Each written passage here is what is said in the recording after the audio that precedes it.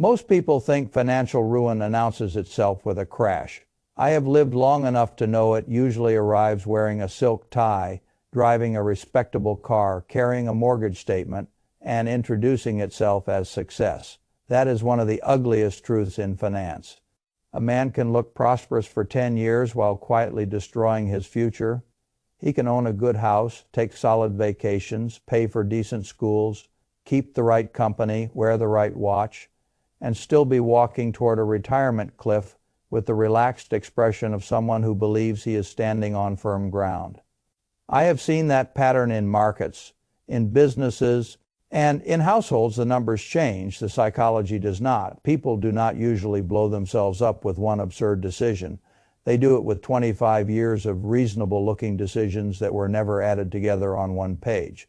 That is the part almost nobody wants to face. A single expense can look harmless. A whole life built out of harmless expenses can become a machine that eats freedom. If I were sitting across from a man in his 50s today, and he asked me what scares me most about his financial life, I would not begin with the stock market. I would not begin with tariffs, recessions, inflation headlines, political theater, or the latest expert warning about where the economy is headed next quarter. I would begin with the cost of his own existence. I would begin with what it costs him each month just to stand still. I would begin with the obligations that now own him. And I would tell him that the most dangerous decade in his financial life is often the decade he mistakes for his safest one by your 50s. You usually know how to earn. That is not the same thing as knowing how to keep. It is not the same thing as knowing how to preserve optionality. It is certainly not the same thing as building a life that can survive bad timing, bad health, bad markets, bad luck, and bad human judgment arriving in the same season. A lot of men discover that distinction far too late. They believe the peak earning years automatically become the peak compounding years. Sometimes they do. Sometimes those years become the years where income is highest, image is strongest, obligations are heaviest, and real wealth formation quietly goes backward.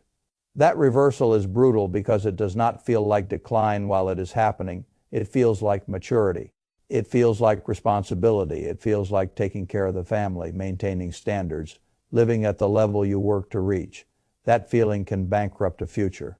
I like to think in pictures because pictures discipline the mind. So let me give you one.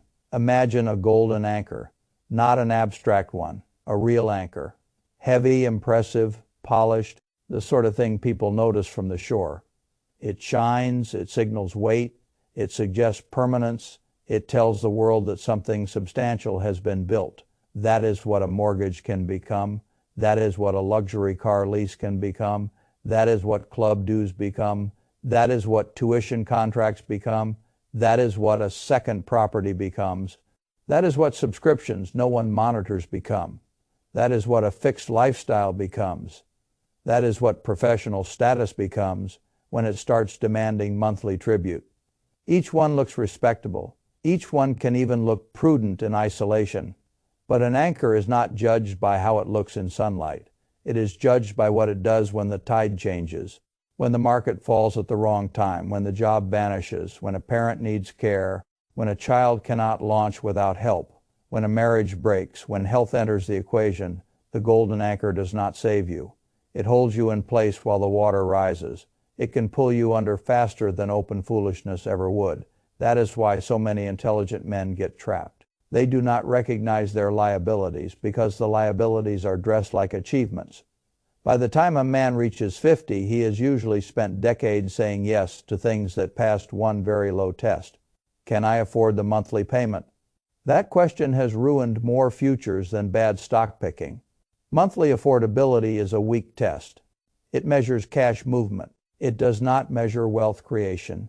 It does not measure resilience. It does not measure what happens when 5 moderate burdens become one crushing structure.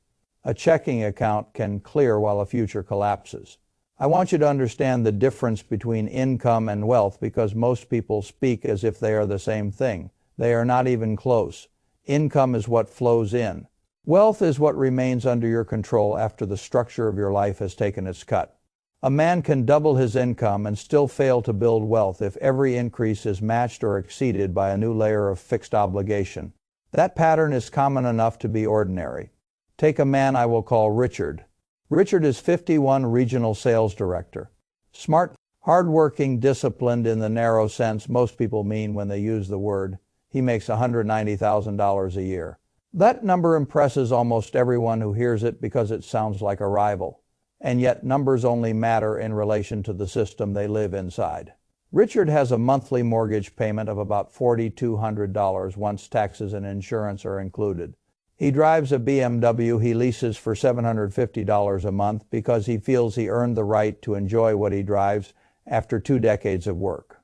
He owns a boat that comes with financing costs and storage costs even though it spends most of its life unused. He carries a country club membership that he explains as networking. He pays private school tuition for 2 children because reversing that decision now would feel like failure and disruption at exactly the point in life when he least wants conflict at home, before groceries, before fuel, before restaurants, before gifts, before repairs, before the random leaks that visit every household. He is committed to roughly $12,500 a month. After taxes, his home income is around $10,600. That means the life he built consumes more than he earns before normal living even begins. Many people hear that and think the lesson is that Richard needs to make more money. The lesson is that Richard built a burn rate that outran his savings rate for years while he mistook the appearance of prosperity for actual progress. His floor became too high. His monthly existence became too expensive. He did not become poor in one dramatic act. He became structurally fragile through steady, respectable choices. That distinction matters because it changes the remedy. A discipline problem is solved by better habits. A structure problem is solved by changing the structure. No spreadsheet trick solves an obligation stack that is fundamentally too heavy. The financial industry does not like that sentence because many of its most marketable tools operate downstream of that truth. People prefer optimization. They prefer allocation. They prefer the pleasant sophistication of discussing percentages while refusing to discuss whether the cost of the whole machine is insane. But if your fixed floor is too high, the rest is secondary. You can pick the right funds and still lose. You can read the right books and still lose. You can even earn at a level your father never reached and still lose.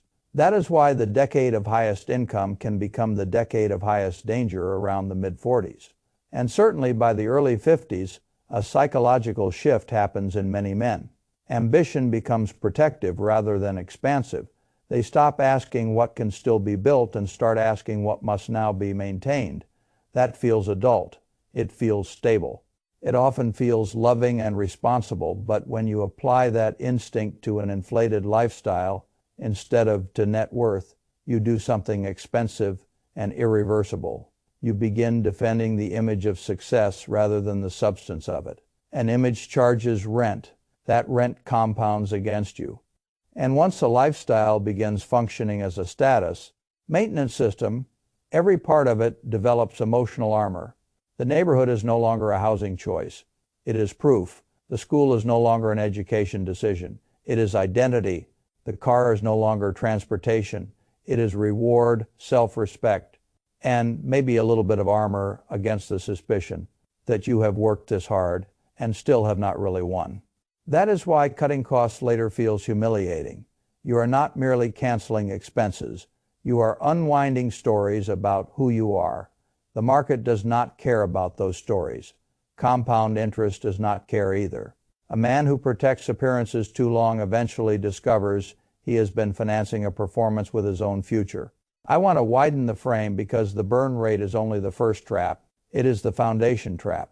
What makes the 50s dangerous is that several other forces arrive at the same time. That is why people who look fine can suddenly discover that they are not fine at all. One of the most misunderstood forces in retirement planning is sequence of returns risk. The phrase sounds academic. The effect is savage. Average returns lull people because averages flatten time. They make disorder look tame. Real lives are not lived on average. They are lived in order. A portfolio does not experience 20 years all at once. It experiences year 1, then year 2, then year 3, and the timing of those returns can matter more than the average itself. Let us say a man reaches retirement with $630,000 after several years of steady compounding. On paper, the plan seems serviceable. Then the market falls hard in the first year or two after retirement. He is withdrawing cash while prices are depressed. Shares are being sold at exactly the wrong moment. Losses that might have been temporary become embedded because the withdrawals reduce the base that would have participated in a recovery. People love to say the market came back. That sentence can be true while a retiree is still ruined. The market can recover. The account may not. That is the cruelty of bad sequence. It attacks when the portfolio is most exposed and when the human being attached to it has the least flexibility. A worker can wait out a downturn more easily than a retiree who is extracting cash to live. I watched enough of 2008 to know that the phrase long-term works differently. When you are 38 and when you are 63, time is an asset. Once it shrinks, every bad year becomes more expensive. That is why a retirement plan built on straight-line optimism is not really a plan. It is a wish framed as a forecast most men in their 50s have not genuinely stressed. Tested what happens if the market falls 30% right as retirement begins. They know what their advisor told them under normal conditions. They do not know what happens when normal conditions leave the room. That gap between what is modeled and what is possible is where fear lives. And fear is expensive. It causes selling at the wrong moment. It causes panic reversals. It causes a man who thought he was retiring to discover he has to work another 5 or 7 years while pretending to everybody around him that this was always the plan. Now add the second drag that quietly steals outcomes. Fees. Many people lose shocking amounts of money in ways that are too small per quarter to provoke emotion. That is why it works so well. A fee expressed in basis points can feel harmless. A fee compounded over 15 years is not harmless. It is ownership transferred. Consider Gary. Gary is 54.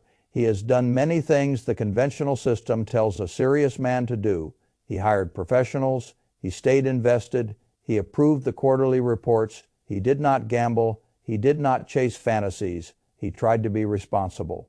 He has about $600,000 under management with an advisory firm charging around 1.2% a year. That sounds minor when dressed as a percentage. In money, it means roughly $7,200 a year before we even discuss fund costs inside the structure. Compare that with the kind of broad market exposure a low cost index portfolio can provide for a tiny fraction of that number. Stretch the difference over 15 years with normal compounding, and the gap becomes well into 6 figures. That is not cosmetic. That is years of retirement income. That is optionality moved from his side of the table to someone else. I am not telling you every advisor is malicious. I do not believe that. I have met many honorable professionals, but I do believe incentive systems matter. They always matter. If a structure is paid according to assets retained, it should not shock you that many conversations inside that structure end with the client keeping assets there. If a strategy such as a Roth conversion may reduce the amount being actively managed or shift the tax picture in ways that do not increase the advisor's economic benefit, it may receive less energy than it deserves. That is not conspiracy thinking. That is basic system analysis. Who benefits from a structure tells you a great deal about what the structure is likely to emphasize. A man in his 50s cannot afford to ignore that. At that age, small leaks have had enough time to become major holes. Gary's problem, though, is not only fees. Men in their 50s often get hit from several directions at once, and the danger comes from the overlap. The first overlap is parents. The generation above them often lived longer than their savings expected and frequently undersaved for the complexity of late-life care. Medicare handles some things.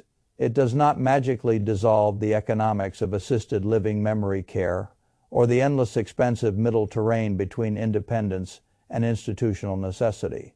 A parent with modest savings can seem stable until care enters the picture.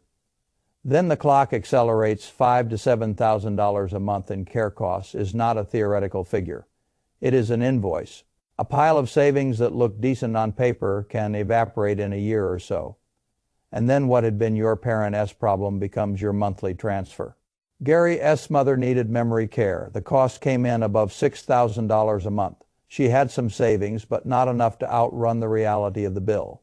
Gary ended up covering $3,000 a month on top of everything else. That is how the middle years ambush people. Not with one spectacular catastrophe, with a new permanent line item. The second overlap is children, not infants. Not diapers, not youth sports, launch costs. College is one part of that, housing help can be another. The long transition into adult independence is more expensive than many men anticipated when they were younger and still believed a strong paycheck would solve everything. When a child is 16 or 18, the next several years can contain tuition, room, board, fees, vehicles, insurance, emergency transfers, and the emotional impossibility of acting detached while a son or daughter is trying to stand up. If the household did not systematically prepare through years of dedicated saving, the gap tends to be covered through current cash flow, home equity, borrowing, or retirement assets. Every one of those methods has a cost. Most people feel the emotion first and calculate the cost later. That pattern repeats everywhere.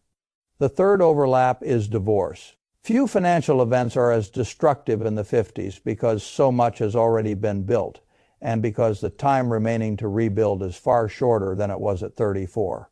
A gray divorce does not merely divide a current salary and a few starter assets. It can split decades of accumulated retirement money.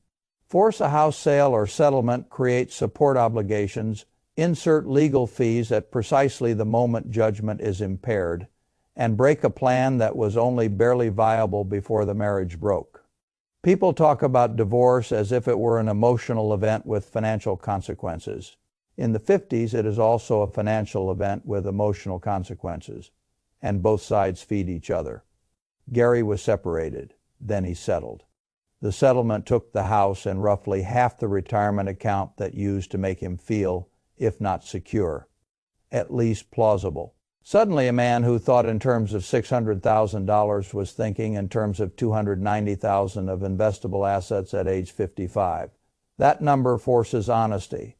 What had been theoretical becomes arithmetic. How many years remain? How much must now be saved? What lifestyle can actually be supported? What dreams must be delayed? What status symbols must go? Reality is not cruel because it tells the truth.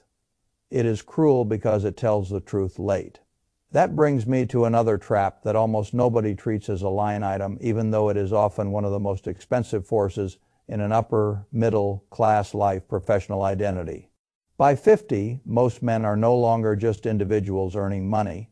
They are known as something: managing director, founder, partner, expert, the person who built a team, runs a region, carries responsibility, has people depending on him, has a reputation. That identity has value. It can help create income, but it also attracts a whole ring of expenses that function as maintenance of signal. Where you live signals it. What you drive signals it.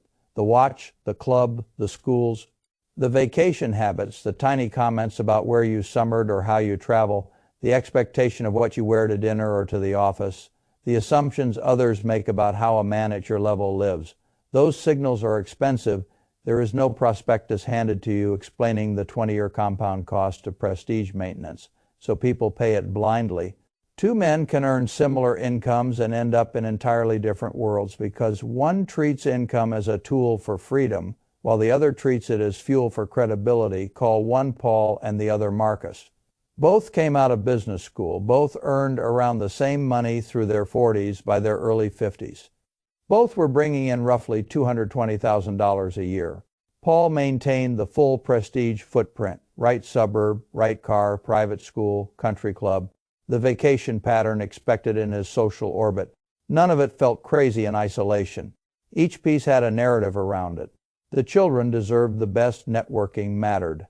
Appearances mattered. There was a standard to uphold, and because each expense had a justification, the total system escaped scrutiny.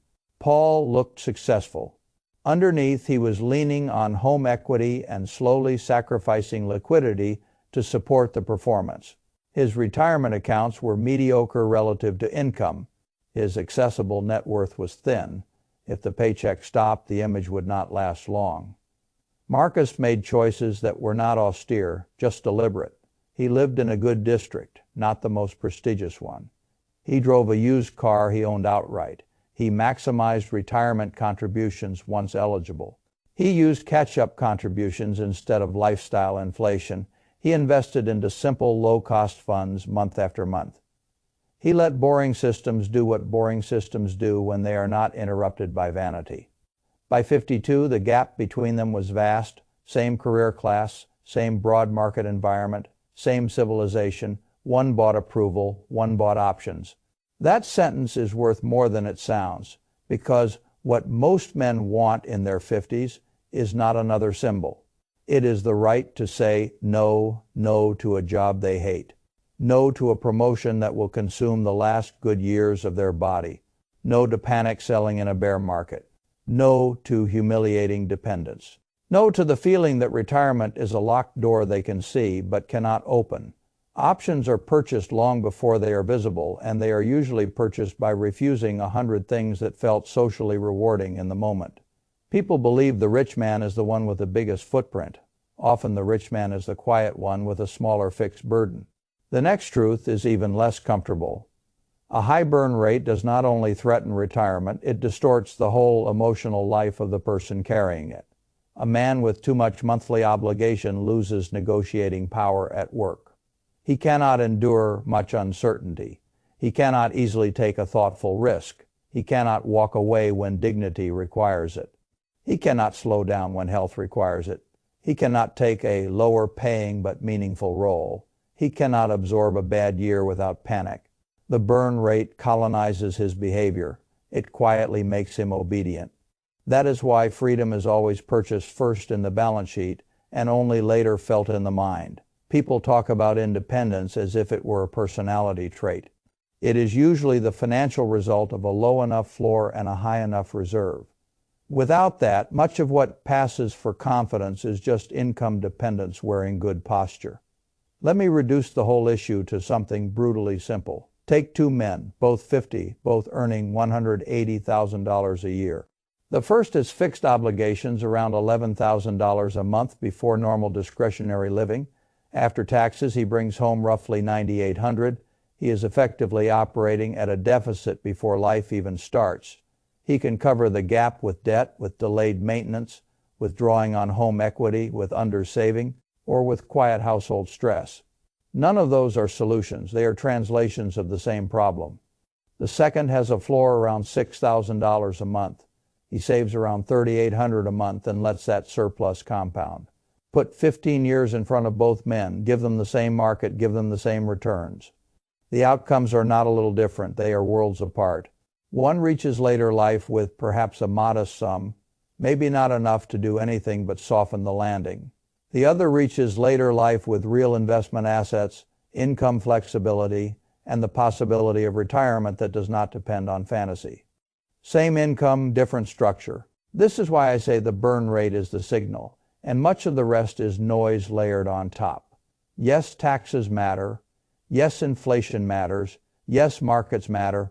But a man whose life is built at a level that consumes nearly all incoming cash has already made the decisive error. The rest only determines how quickly the consequences appear.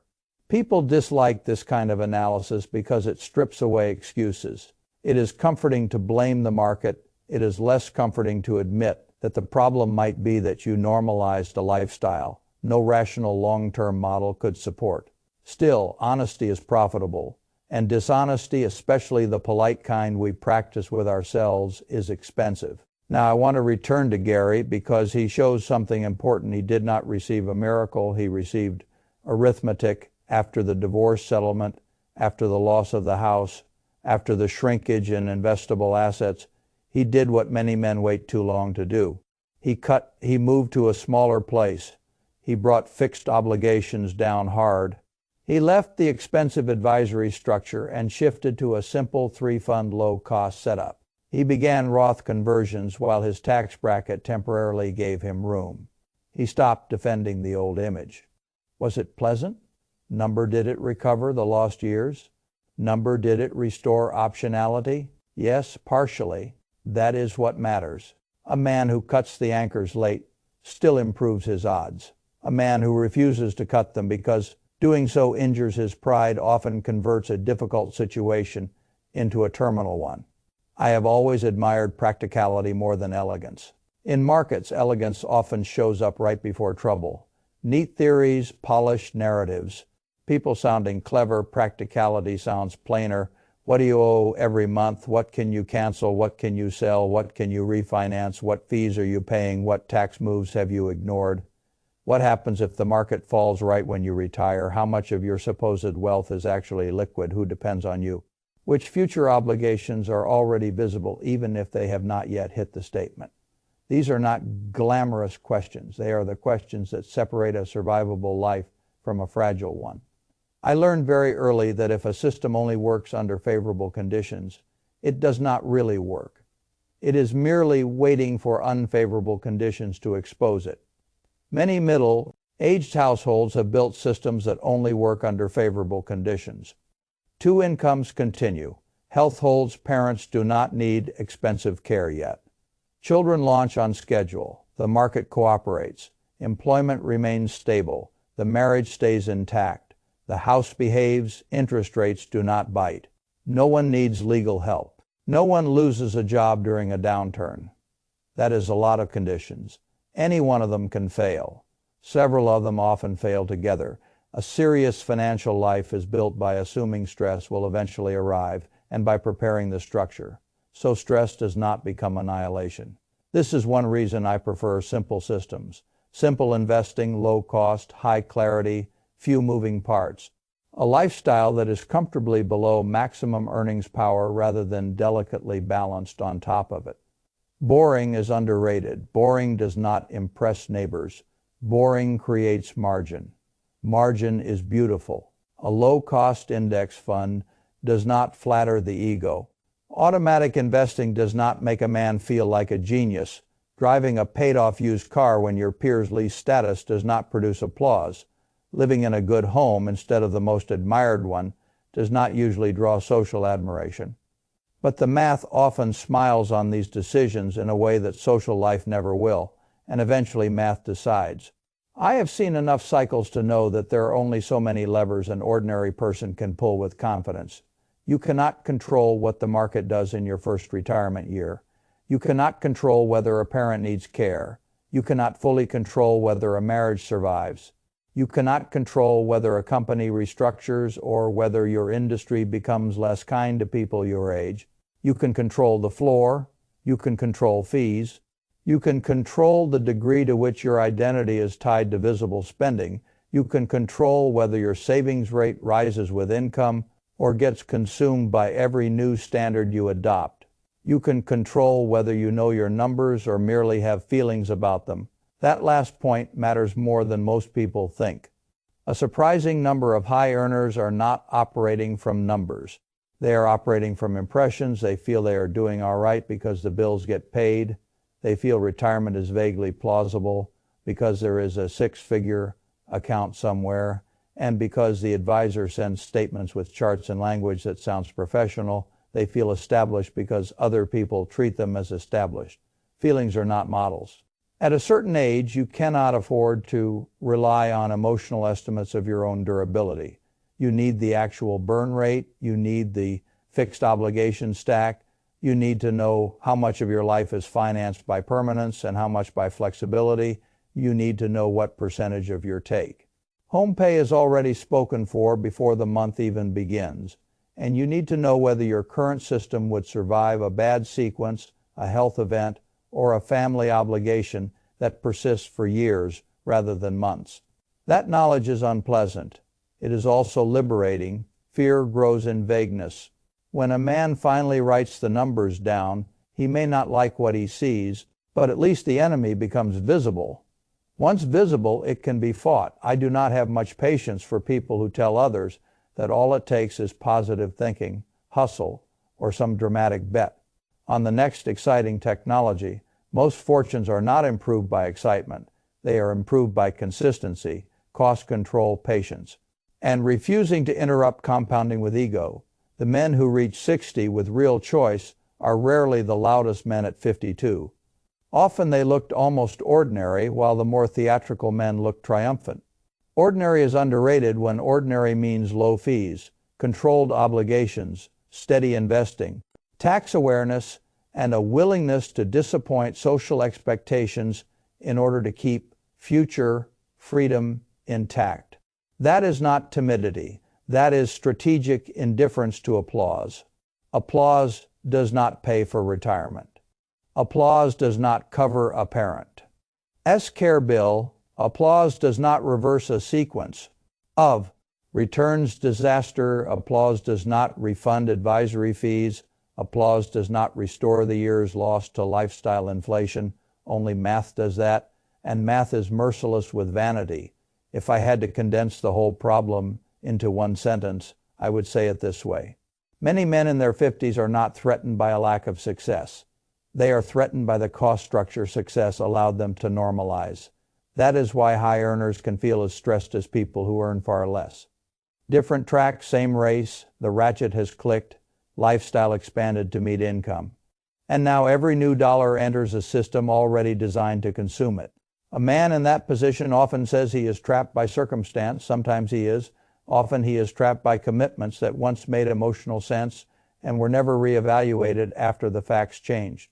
Life changes, children age, parents decline, jobs become less secure, bodies get older, marriages become more fragile or more demanding. Markets become hostile exactly when you hoped they would be helpful. But the fixed obligations stay there, demanding the same sacrifice every month. That is what makes them dangerous. They do not care whether the environment changed. They keep charging. I do not say any of this to depress you. I say it because avoidance is more depressing than truth.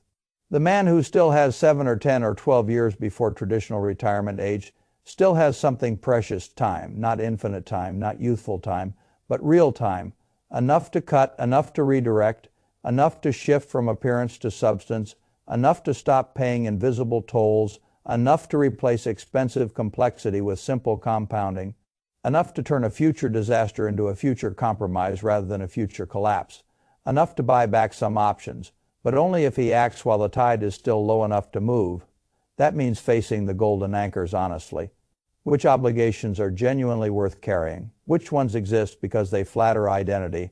Which ones can be cut without actual harm? Which ones are silently preventing freedom? Which ones were acquired under conditions that no longer exist? That review requires maturity of a higher sort than mere earning ability. It requires emotional detachment from old symbols. It requires the humility to admit that some achievements have turned into liabilities. That is hard. Psychologically, achievements are sticky.